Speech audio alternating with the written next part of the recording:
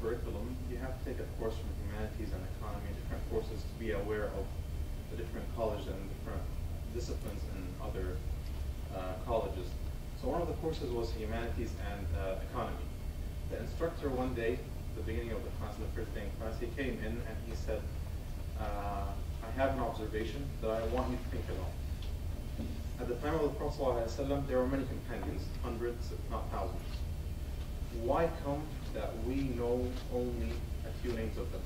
Like if you count how many Sahabas you know, or how many Sahabas are recorded in history, it's not going to exceed 5–10% of the Sahabas that were at that time, or the companions that were living amongst the Prophet ﷺ, or with the Prophet ﷺ.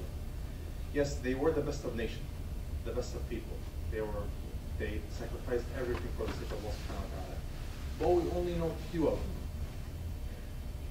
We know Sayyidina Abu Bakr, that he was a leader, he was the first Khalifa, he supported the Prophet ﷺ during the beginning of Islam.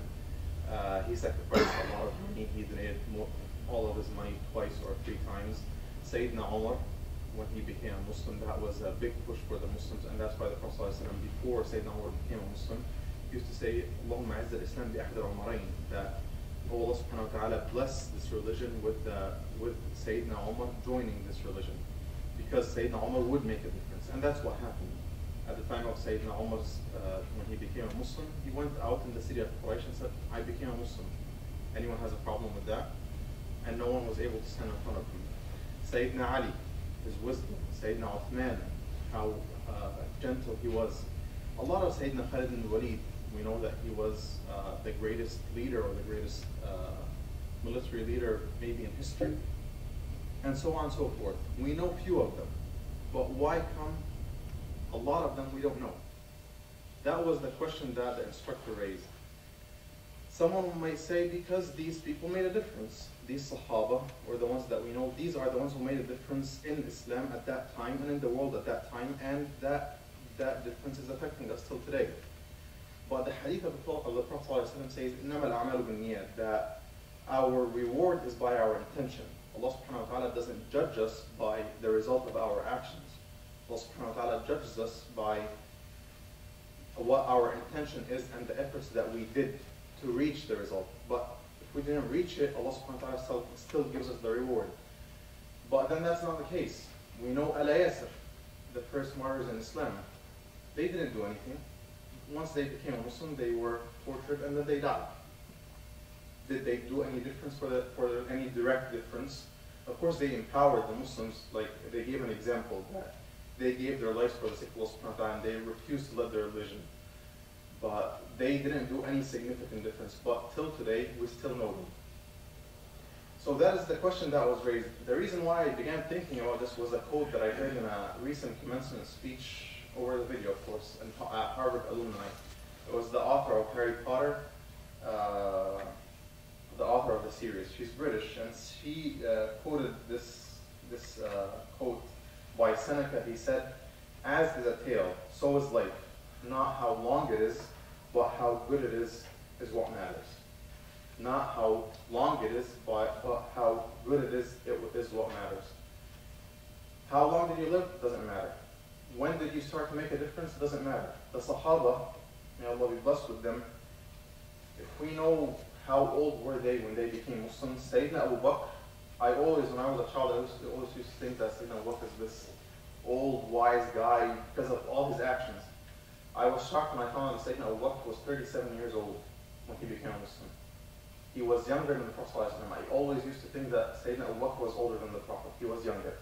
Sayyidina Umar, that strong person, that strong leader, was 26 years old. Sayyidina Ali, most of us know that he was 8. Al-Zubayr ibn Awam was 18. Talha was 11. And if you keep going through that famous Sahaba, if you look at their ages, it's like between 10 and 20, like 22, 24. Like I'm 27, and it feels bad that these Sahaba made that difference when they were that young. But then we also know leaders through history and leaders in the Muslim world that they were old when they began to make a difference. They were 80s, 70s, 60s. It doesn't matter how old you are. It doesn't matter when you start to try to make a difference. But It does matter that you start at one point. The other most important thing to make a difference in this world is to follow your compassion. A lot of us think that we as Muslims, we have to follow a certain path. We have to, like the greatest Muslims are scholars in Islam. That's not the case. If you look back at the companions, each one followed his compassion. Each one had an edge. Sayyidina Abdullah ibn Mas'ud, his edge was knowledge. He followed knowledge. He had a very weak body, but he followed his compassion. He followed what he believes that he can do something good in. Sayyidina Khalid ibn Walid, he was a leader and a military leader.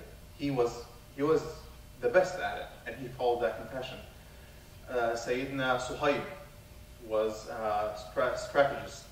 Others were good at business. They followed their business, and Sayyidina Abdurrahman ibn Auf, his main contributions were economy contributions.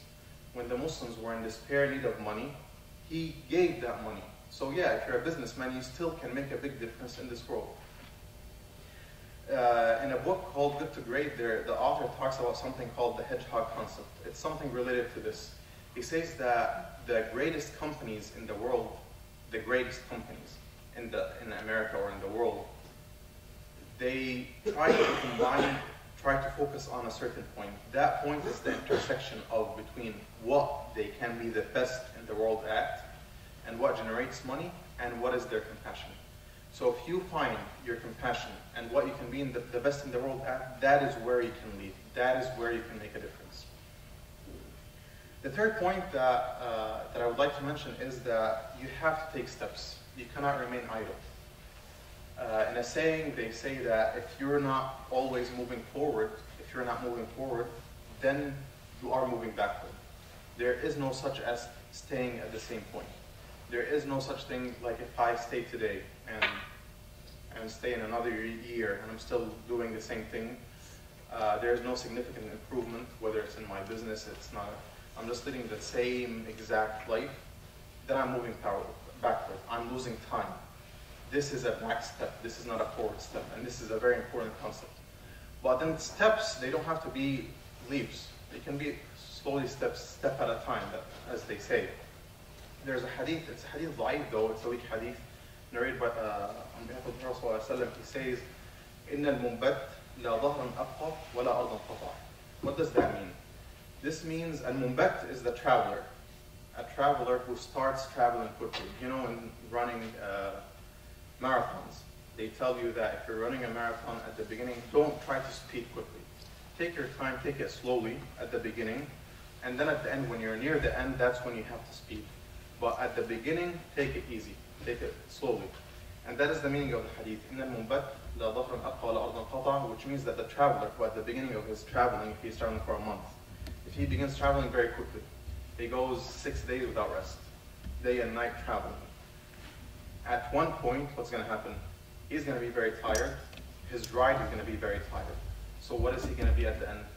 Neither did he reach his destination, لا أرض قطع, and his ride is not, he cannot use it anymore. The horse or the camel is exhausted.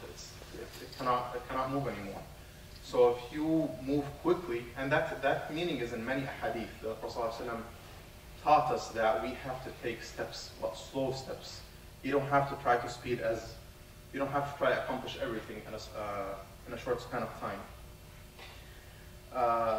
To summarize these points, I would like to mention the story of Imam Shafi'i. Most of us know who Imam Shafi'i is. Imam Shafi'i is one of the imams of the 4 famous madhahib in Islam. There are more than 4, but the main well-known madhahib are 4. One of them is Imam Shafi'i. Imam Shafi'i was born 150 years after Hijrah. It was the year that Imam Abu Hanifa died. So Imam Hanifa died, Imam Shafi'i was born in the same year. He was born for a very poor family who was living, they say either it was towards Yemen or it was towards Palestine, like these countries at this time. His dad died when he was I think in his first year, when he was 1 year old. His dad died, so his mom chose to move towards Mecca. Took him and moved towards Mecca. There he had his relatives and a support system, basically.